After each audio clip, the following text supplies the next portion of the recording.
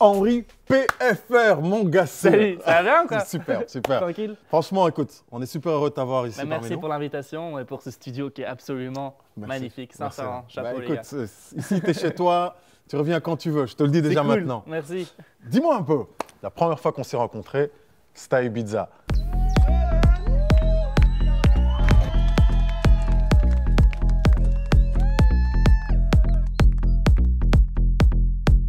Pas mal quand même. Hein. C'était plutôt stylé comme C'était plutôt stylé. Ah, d'accord, voilà.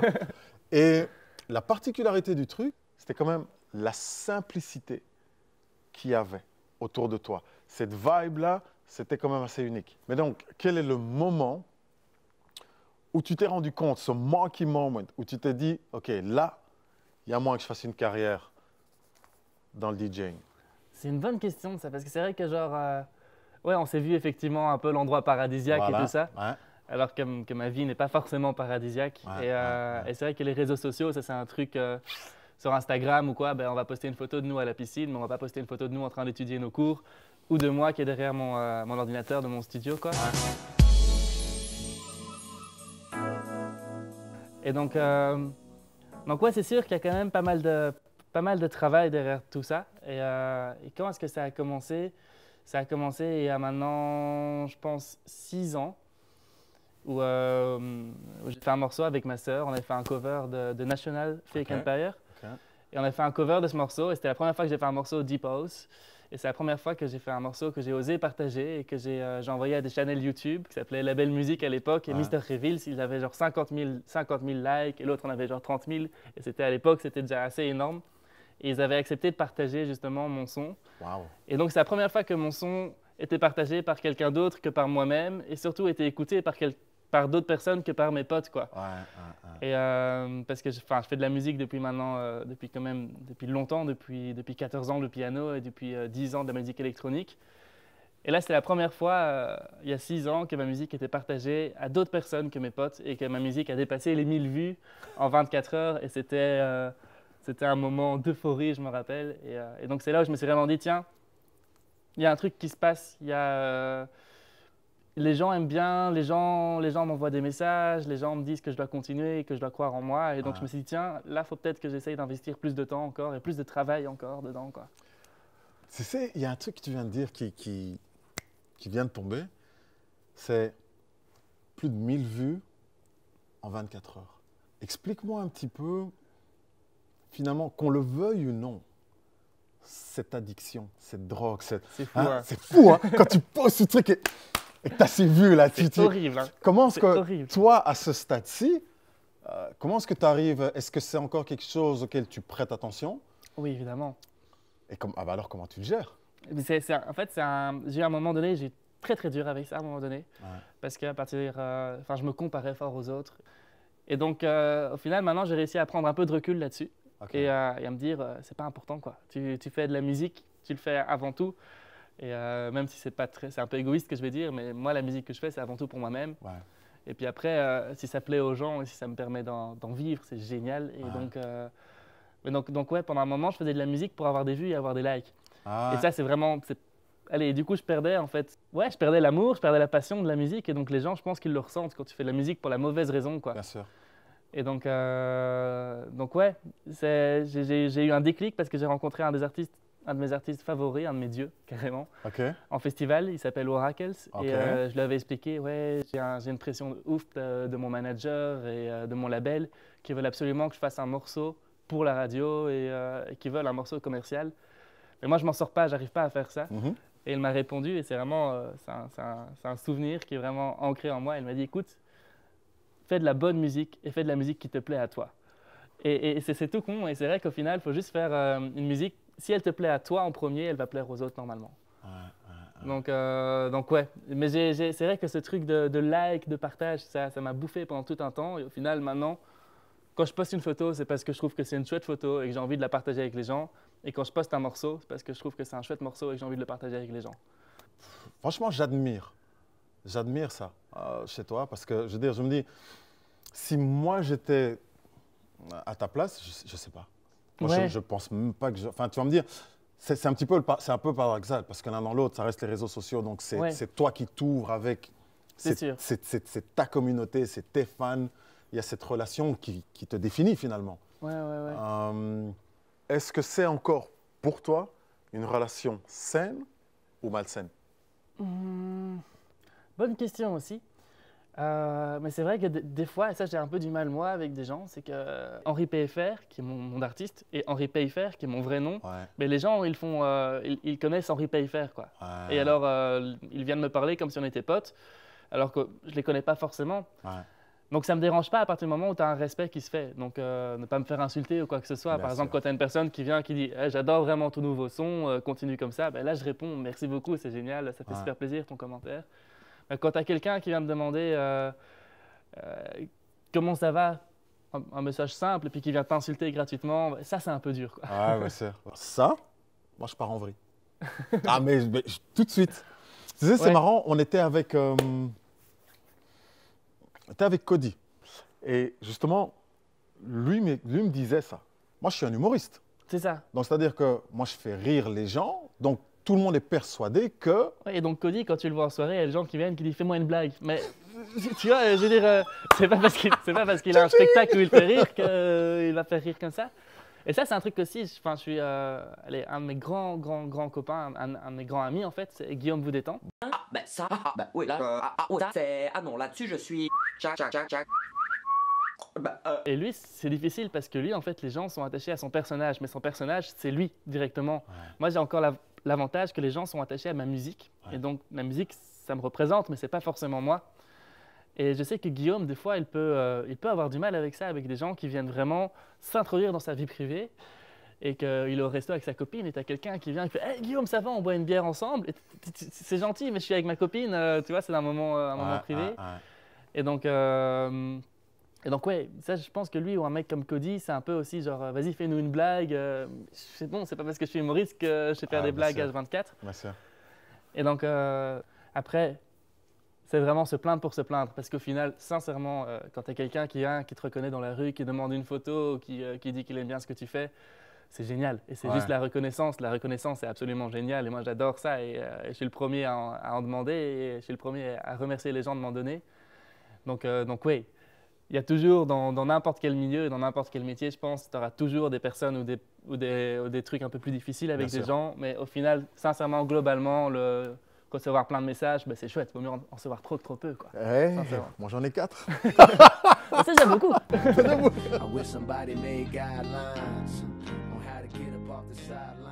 We back. OK, cette séquence, c'est Sideline Stories. Et en fait, c'est très simple. Quels sont pour toi les éléments clés de la réussite? C'est une bonne question. Après réussir... je me donne encore tout pour y arriver, donc je me considère encore loin de la réussite, mais moi, ce que je pourrais dire, c'est faire ça pour les bonnes valeurs. Parce que je vois trop de gens qui veulent être, enfin, moi, dans mon cas, DJ, mais par exemple, tu parlais de Cody ou de footballeur ou j'en sais rien. Dans mon cas de DJ, je vois trop de gens qui veulent faire ça pour le côté, ils s'imaginent que c'est la fête, que c'est des filles, qu'il y a de l'argent et tout ça.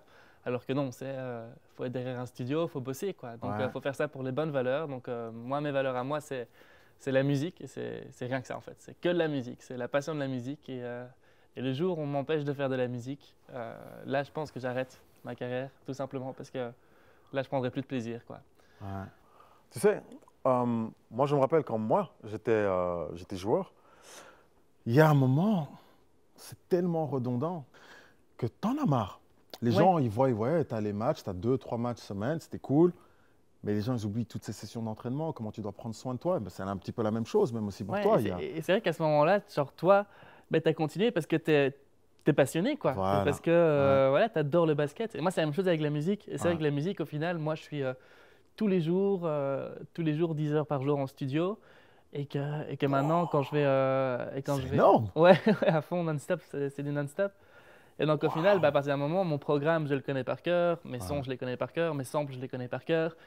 Et donc, au final, c'est toujours un peu la même chose et c'est un peu redondant, mais c'est déjà comme ça un peu dans tous les métiers. Donc, en fait, ça doit rester ta passion. Ça ne doit pas devenir un métier. Ouais. Et à partir du moment où ça devient un métier, tu perds le plaisir et tu perds le fun qu'il y a là-dedans. Et moi, pour l'instant, c'est tout sauf un métier. Moi, pour l'instant, c'est vraiment ma passion. C'est vraiment ce que j'adore. Donc ça, ce serait…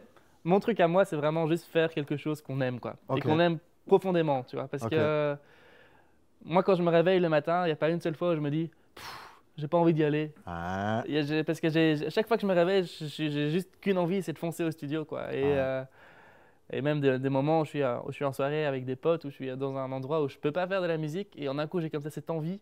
Et donc, j'ai dit « les gars, je suis désolé, je vais y aller un peu plus vite, parce que j'ai envie d'aller en studio et j'ai envie d'aller chipoter à mon programme, quoi. » Mais justement, parlons-en de l'entourage. Ouais, c'est toujours dur à savoir, en fait, qui est là pour quelle raison. Et il ne faut pas non plus devenir parano avec ça. Mais moi, je veux dire, mes vrais meilleurs amis, j'en ai quelques-uns, j'en ai pas beaucoup. Mais j'ai reçu un message d'un de mes meilleurs amis qui m'a envoyé il n'y a pas longtemps. Ah merde, c'est toi qui as fait ce morceau-là, quoi. Il a appris Until the End, c'était mon morceau qui a vraiment bien tourné en radio. Et il m'a envoyé un message de genre 3 semaines. Ah, mais c'est toi qui as fait Until the End? Alors que le morceau a été maintenant est bientôt triple disque d'or, disque de platine et tout ça. Merci. Quand même, voilà, c'est ça, mais je dis rien, mais félicitations, chapeau bas. Merci, c'est cool. Non, mais c'est pour dire qu'en gros, il n'était même pas au courant, quoi. Que c'était moi qui a fait le titre, mais il le connaissait parce que il tourne en radio et tout ça, mais et il s'est dit ah ben c'est toi qui as fait ce titre-là. Et donc mine de rien, c'est là où je me suis fait ah tiens, ça c'est c'est frais. Ça c'est un pote, quoi. Tu vois, ça c'est pas un pote, c'est un vrai ami, quoi.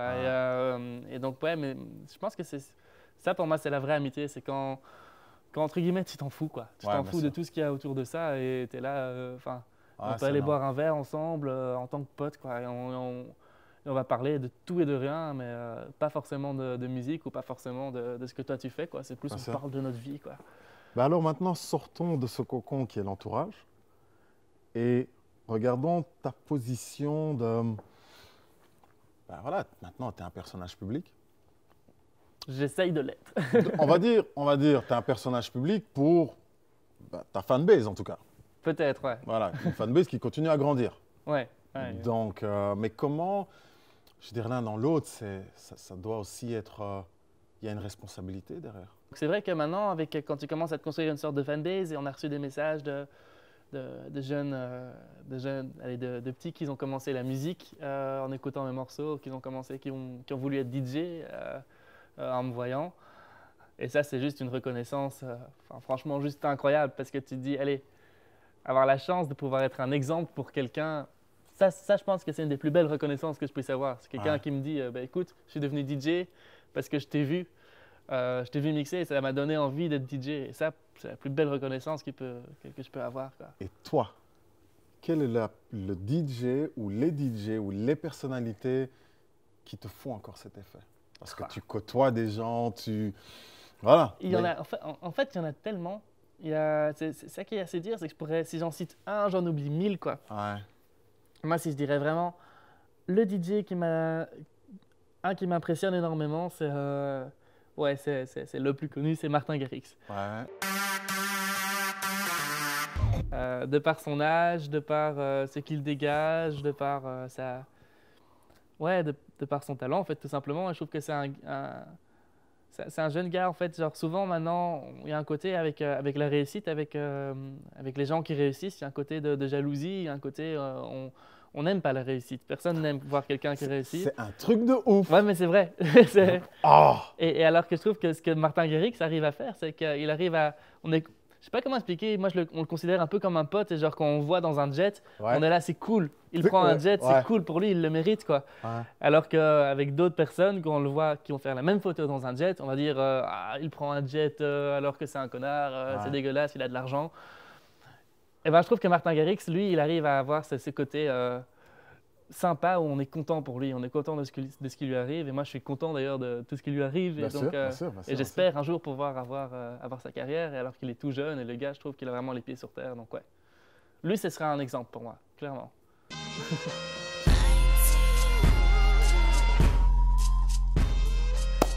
Henri, j'adore cette séquence.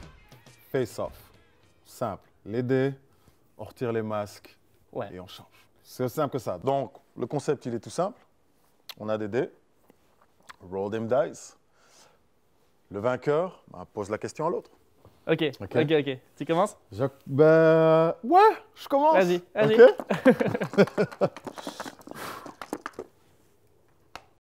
6, 5, 4, 2. Allez, je voulais te battre en plus. Voilà.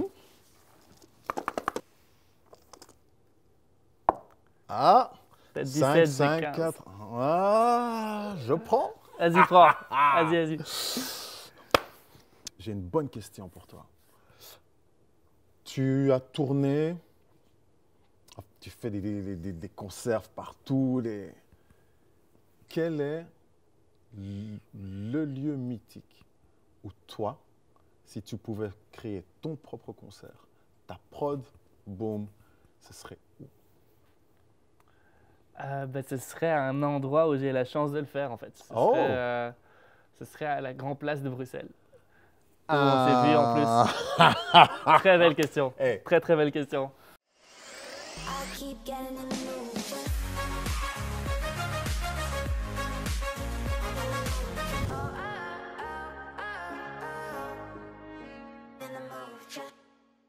Ouais, c'est pour moi, je suis bruxellois et c'est vraiment une des valeurs que j'essaye le plus de mettre en avant, quoi. C'est le côté, je suis belge, quoi. Noir, jaune, rouge, on a un si petit pays, il y a tellement de choses qui se passent dans notre pays qu'il faut en profiter et montrons ça au monde entier. Que j'ai eu la chance de pouvoir être invité pour aller jouer sur la Grand Place de Bruxelles et on m'a vraiment dit un peu carte blanche. Tu fais ce que tu veux. Et j'en ai bien profité, quoi. On a mis du CO2, on a mis des flammes, on a mis des lumières à droite à gauche, on a rendu la Grand Place de Bruxelles, on a vraiment fait une boîte de nuit. Ouais. Et j'avais d'abord super peur. Je m'étais dit, bah, tiens, c'est dangereux, quoi, parce que c'est un lieu mythique et donc les gens vont vite crier oh mon Dieu, on fait une fête sur un lieu si mythique. Et au final, non, il n'y a eu que des chouettes retours, que ce soit des jeunes comme des moins jeunes, qui ont tous dit, c'était un moment, on s'est tous amusés et avec les... il y avait vraiment on pensait juste à la fête, quoi. Et j'ai eu la chance de pouvoir jouer sur cette grande place et j'en ai encore. Pour moi, c'est irréel, quoi. J'ai besoin d'aller voir. On a fait une vidéo after movie sur mon Instagram et j'ai besoin d'aller la voir pour me dire ah ouais, tiens, c'est moi. Et oh ouais, c'est la grande place. Ouais, ça serait la grande place. Ok, respect. Bon, allez, je reprends. J'espère te battre parce que j'ai quand même vraiment une cool question. Bon, décassé, donc.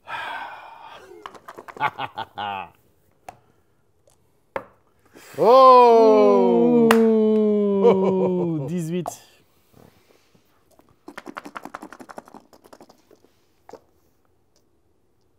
Non. Écoute, je vais te montrer mon hospitalité. Non. J'ai déjà posé énormément de questions. Donc, vas-y, à toi. Je peux te poser une question? Tu peux la poser. N'importe laquelle? N'importe laquelle. Vraiment n'importe laquelle? Si je dame, vas-y. Est-ce que maintenant, tu ne te verrais pas en NBA plutôt que sur cette chaise? Est-ce que tu as des regrets? Waouh! Ah! Ah, c'est... Là, tu vas... Et je vais être... Non, je vais te dire pourquoi j'ai posé la question. Parce que moi, c'est ma mentalité à moi, c'est genre justement, dans tous les choix qu'on fait dans sa vie, c'est jamais avoir de regrets, c'est toujours le faire à fond. On est d'accord. Et je pense que toi, tu es un peu dans cette mentalité aussi. Et donc, ouais, ma question, c'est ouais, est-ce que tu regrettes de ne pas avoir pu continuer une carrière de basketteur et d'être ici sur... Écoute, comme tu viens de dire, on a cette même approche. Et de manière très simple, si j'avais été en NBA, je ne serais pas le papa heureux que je suis aujourd'hui. C'est beau. Et je me suis rendu compte maintenant que ça, c'est la plus belle des choses. Je veux dire, oui, là, il y a la NBA, c'est ce que tu voulais à ce moment-là. Mais ce que j'ai compris avec le temps, c'est que le basket n'est pas ce qui me définit. Ouais. C'est ce qui fait qu'on m'ouvre des portes, certes.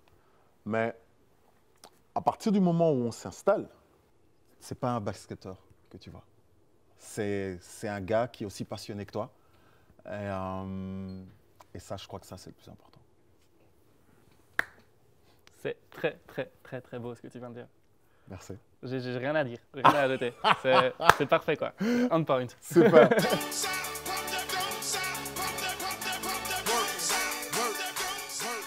Put a beat on. avec Henri PFR.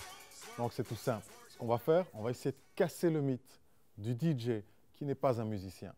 Alors c'est simple. On a notre DJ Henri PFR, fan de musique, un artiste. On va le mettre au test. Let's go. Henri, we back.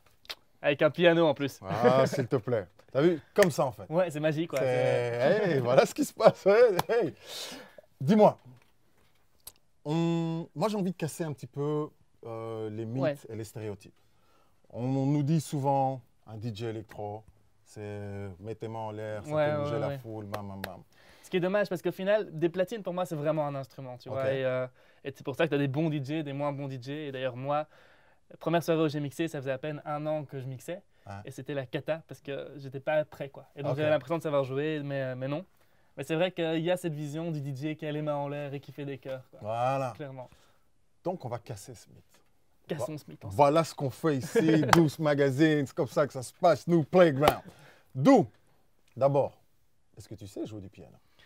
J'ai une formation de piano, mais après, c'est chaud parce qu'à chaque fois, maintenant, on me demande de jouer devant des caméras et tout ça. Et je suis pas du tout, j'ai pas la prétention de dire que je sais jouer devant des caméras. Je sais faire des accords et je sais inventer des mélodies. Mais oui, j'ai une formation classique où j'ai appris des trucs, allez, des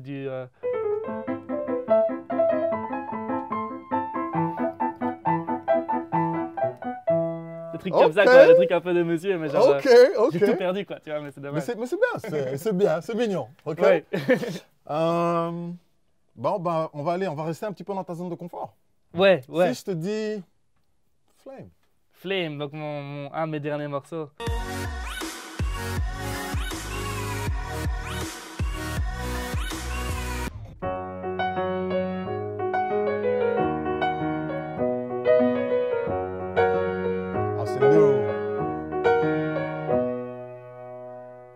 Ouais, mais en fait, moi, je compose tous mes morceaux derrière mon piano, en fait. Et dès que j'ai trouvé une mélodie, là, je vais sur mon ordi et là, je fais la structure avec des drums, avec les vocales et tout ça. Mais d'abord, Flames, par exemple, il s'est composé, c'était d'abord cette lignée d'accords, quoi. Et puis après, avec mon piano, j'ai trouvé cette petite mélodie.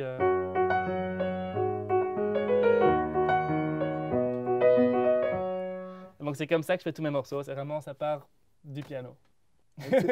Ok. Je passe Until the End. Oh, vas-y, Until the End, on y va.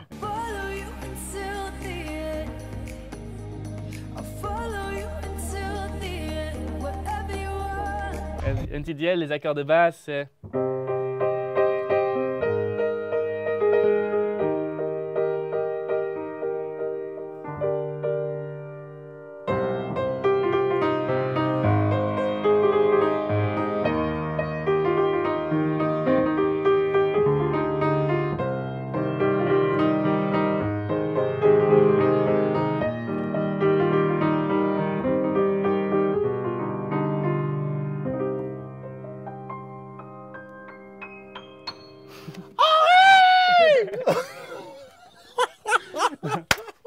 C'est après au concert. Ça, c'est après. Non, mais donc c'est un peu ça, c'est ça que j'aime bien en piano, c'est que tu pars d'accords de piano et puis au final, tu en fais un morceau électro, tu vois. C'est ça que j'aime bien à l'électro. Ouais. Et c'est pour ça que j'ai envie d'un peu casser ce côté DJ qui fait rien et qui est derrière son ordinateur. Non, allez, moi, je crée mes morceaux sur un piano, sur un vrai instrument, quoi. Franchement, c'est frais. Franchement, c'est vraiment frais. Bah écoute, là, je vois que tu es bien. Ouais. Hein, donc, on va continuer. Vas-y. J'aime bien l'électro, personnellement. Ouais. Ok. Deep House aussi, j'aime beaucoup. La Deep House, j'aime beaucoup. Mais... T'es plus hip-hop. Yeah, quand même, c'est dans mon sang. Vas-y. Okay. Tu veux que je joue un truc hip-hop? Homecoming, Kanye West. West. T'as ça pour moi? Le pire, c'est que je l'ai appris celui-là il y a longtemps. Donc ouais, le pire, je le connais, je pense.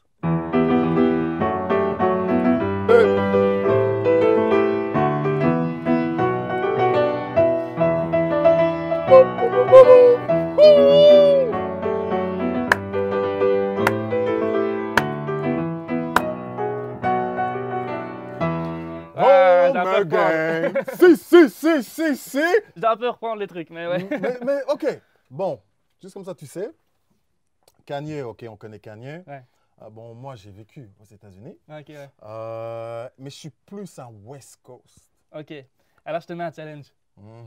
Je te mets un challenge, pas préparé, rien du tout. Tu me lâches un rap sur la prochaine instruction. Oh, hell no! Ah, tu vas m'afficher. Ah, si. Aïe, aïe, aïe, aïe, aïe, aïe, Tu m'affiches au piano, aïe, je aïe. te fais un rap. T'es chaud? Vas-y. Oh, je sais. Oh, attends. 1. Deuce Magazine. Yeah. Hold up. I'm warming up, man. I'm getting on it. I met this guy that we call H. He called himself P. I call him PFR. He's on the P. Ah, c'est mort. Ah, c'est bien, c'est méga bien. Hey, la prochaine fois. Très, très bien. Écoute, j'ai essayé. Maintenant, pour la petite histoire, comme ça tu sais, parce que c'est vrai, j'en parlais aussi déjà avec des potes. Quand moi j'étais en collège, quand j'étais à la fac, j'ai été, je pense, élu le plus mauvais rappeur de tous les temps. Et les caméramans, c'était bien ou pas bien? Sincèrement, c'était bien, non? Ils font tous huit de la tête. Ils sont tous d'accord avec moi. Ils sont gentils. Mais en tout cas, écoute, franchement, fresh. Mais c'était cool. Vas-y. C'est quoi? On essaye? Vas-y, on essaye. Commence. Deuxième. Je vais essayer. Là, c'est du... Yeah. 2018. We were here. H to the E to the N to the R to the I. That's my boy Henry. He's there on the keys. He's killing the Yamaha. I go by the divine name of Duke Chamba. We keep it simple. C'est trop fort. En effet, ça ne sera jamais un hit, mais en tout cas, c'est un délire. C'est un super délire. Franchement, c'est bien. Et énorme.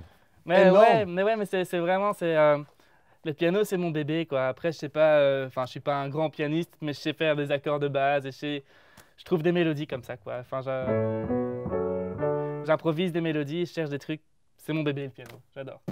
Et est-ce que tu produis aussi pour des amis ou pour des artistes? Ouais, j'ai produit pour d'autres artistes. J'ai produit par exemple l'un des futurs singles de Blanche, la chanteuse de l'Eurovision. Et puis j'ai coproduit avec un DJ belge que j'adore, Mickey. J'ai fait un de ses titres qui s'appelle Harlem avec lui. Et ça, c'était plus, j'adore les accords, c'est très comme ça, 80s, tu vois.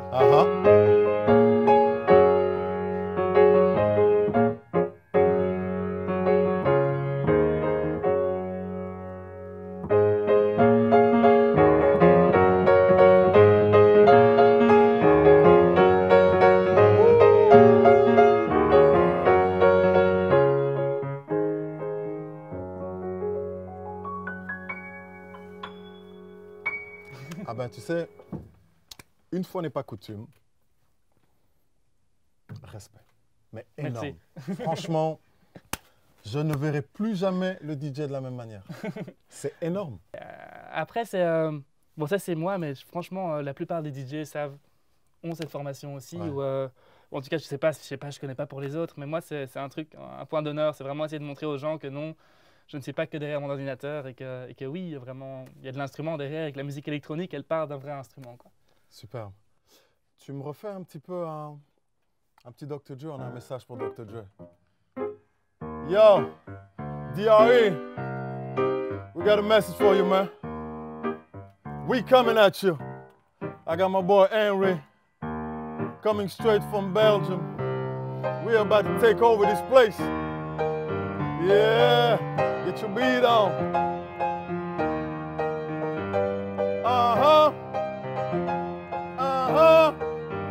Henry, we back. Le retour. Do you speculoos? Ouais. Voilà, on est là. Parle-nous un petit peu de ton interprétation de l'éclosion de la culture, du sport et lifestyle belge sur le territoire et à l'étranger. Mais pour moi, c'est, j'ai l'impression, après, peut-être que je me trompe totalement, mais que ces derniers temps, il y a effectivement, comme tu l'as dit, une sorte d'explosion de la culture belge. Et ça se passe dans la musique, avec des gars comme Lost Frequencies, Dimitri Vegas et Like Mike, Loïc Notet, bon, Stromae, qui lui est depuis toujours. L'un des précurseurs, on va dire. Mais ça se passe aussi ouais, au niveau du sport, avec nos Diables Rouges, avec la famille Borlée, avec... Enfin, il y a vraiment plein de choses qui se passent, culturellement parlant, en tant que Belge. Et ce qui est génial, et ce que moi j'ai remarqué, c'est que quand je commençais à aller à l'étranger, il y a maintenant 3 ans, où j'ai eu ma première tournée en Asie, je suis venu et on m'a dit « Tiens, t'as un accent français quand tu parles anglais », parce que mon anglais est dégueulasse. Et ils me demandent « Est-ce que t'es français ?» Et je fais « Non, non, je suis belge ». Ils font « Ah, t'es belge ? Ah, ok ». Alors le belge, c'était un peu, il avait un peu genre le simplet, comme ça, il y a 3 ans, j'ai l'impression. Là où maintenant, quand je reviens, et on me demande si je suis français, et je dis « Non, je suis belge », on fait « Waouh, t'es belge ». Et en fait, j'ai l'impression que le belge est devenu hype, comme ça. C'est stylé d'être belge maintenant. Et entre guillemets, là où avant, les Français faisaient des blagues sur nous en disant qu'on était bêtes, quoi, tout simplement, ben maintenant, c'est un peu... on est devenu stylé, quoi. Et avec le rap, par exemple, tu as eu Darrell Cole, qui est pour moi un énorme nom dans le rap qui va cartonner, qui cartonne déjà. Mais du Romeo Elvis, du Jean Jazz, du Caballero, du Damso, enfin... Je trouve qu'on est vraiment en train d'exploser de tous les côtés et c'est génial parce que notre pays en avait besoin. Surtout qu'on a eu des moments difficiles en Belgique, on ne va pas se voiler la face. Et mine de rien, le principal reste la culture. Et la culture, pour l'instant, elle est juste à son maximum, quoi. Donc je trouve ça génial. Comment est-ce que toi, tu te sens justement étant l'un de ces ambassadeurs? Aussi bien tu es là à Tomorrowland, c'est vrai qu'on a aussi des events comme ça qui cartonnent. Tomorrowland, tu es avec le roi, parce que bon... C'est pas tout le monde qui croise le roi. À propos, sire, nous vous attendons encore. Tant qu'à faire, profitons des caméras. Voilà, tant qu'à faire, le message est clair. Mais quand tu regardes, tu étais aussi au Stade Roi-Baudouin. Ouais, avec les Diables, pour célébrer justement cette qualification pour la Coupe du Monde.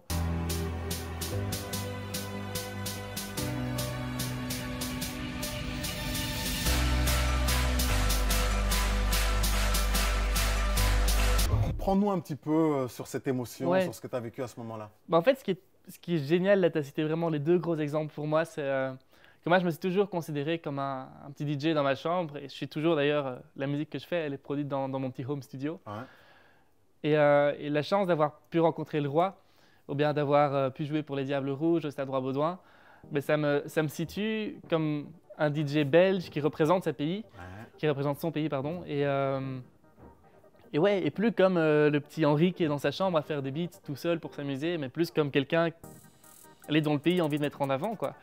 Et ça, pour moi, c'est juste géant parce qu'au final, c'est une de mes valeurs principales, c'est notre drapeau noir, jaune, rouge. Et là, avoir la chance de pouvoir le brandir aux 4 coins du monde et de pouvoir être respecté pour ça, ben ouais, c'est juste fou.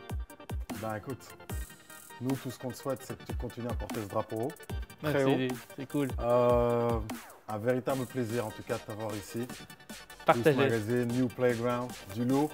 Très très lourd. Les gars, merci pour tout, merci pour l'interview et c'est génial ce que vous faites. Merci. Henri, un grand merci. Merci à toi. Est-ce que tu as un dernier message? Un dernier message, ben ouais, forcément, les réseaux sociaux. HNRI, espace PFR. Et mon prochain morceau qui a été fait avec Ozark Henry, un de mes artistes préférés, un des artistes phares belges. Et le morceau s'appellera normalement Bullet, mais pas encore sûr du nom, mais il devrait bientôt sortir aussi. Donc n'hésitez pas, tout ça sera sur mes réseaux. Voilà. Henri PFR, du Chumba, Douce Magazine, New Playground. C'est quoi? Un grand merci. Et merci à toi, merci pour tout. The Cut! Yeah! C'est cool celle-là.